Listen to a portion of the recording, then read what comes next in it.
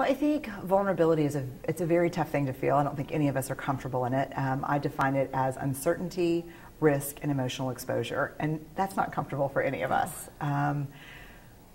But if you think about every one of our most meaningful experiences in our lives, at the foundation of those is vulnerability. Love, joy, trust, creativity. None of those can exist outside of vulnerability. And so I think we need to have a conversation about what it takes to show up and dare greatly, what it takes to put ourselves on the line and risk even when there are no guarantees. And how do we get to that point with our obsession of perfection? We all want to be that perfect image, that perfect person, not only in our as our image, but to those around us, even close to us. No, I agree 100%, and I'm a totally recovering perfectionist.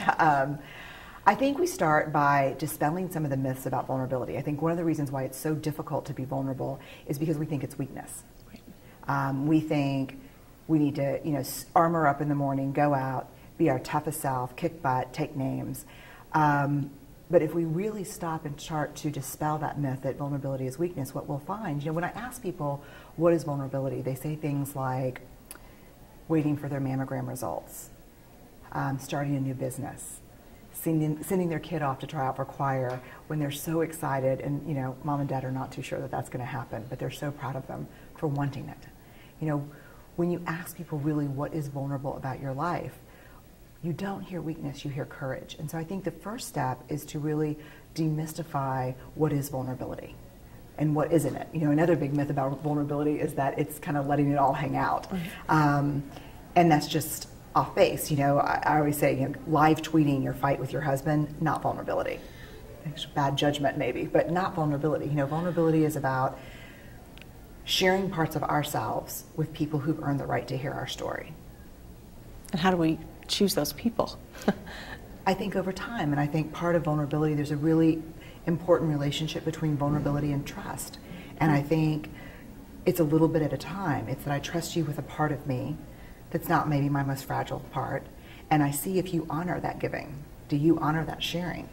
And if so, that's how we build trust and that's how we build relationships. And the one thing I know for sure, having studied all this for the last dozen years, is that there is no trust without vulnerability, and there are no relationships without vulnerability and trust.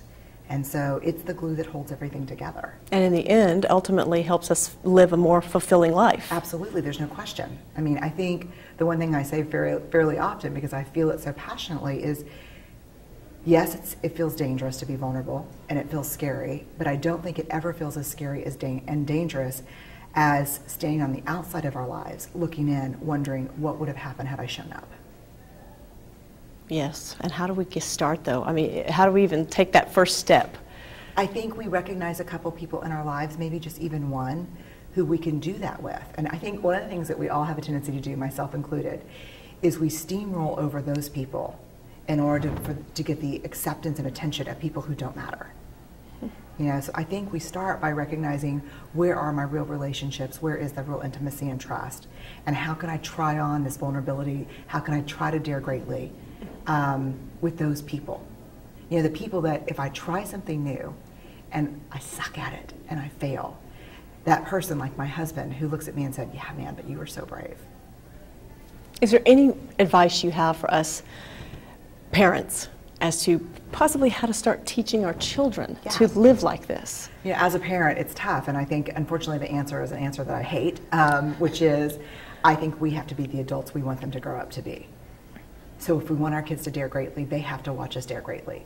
They have to watch us try, they have to watch us succeed, and they have to watch us fail. And we have to have honest conversations with them about, if I get a bad book review or something, I share that with my kids, and I share that it hurts my feelings, and I share that I have to let go of that. But it's a hard process, so that when someone makes fun of them at school or something happens, they know that the people they trust and respect and love the most have also had that shared experience. What do you hope people get from your book in the end, the overall message you want them to take away, or what are you hoping to do with your book?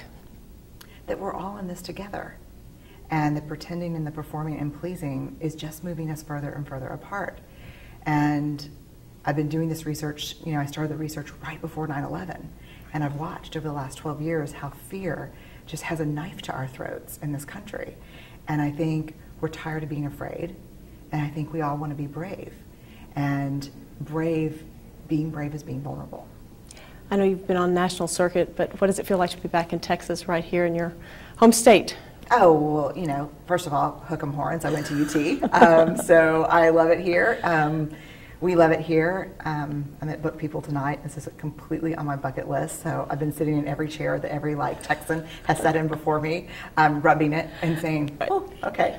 That's good. So I couldn't be happier than to be here.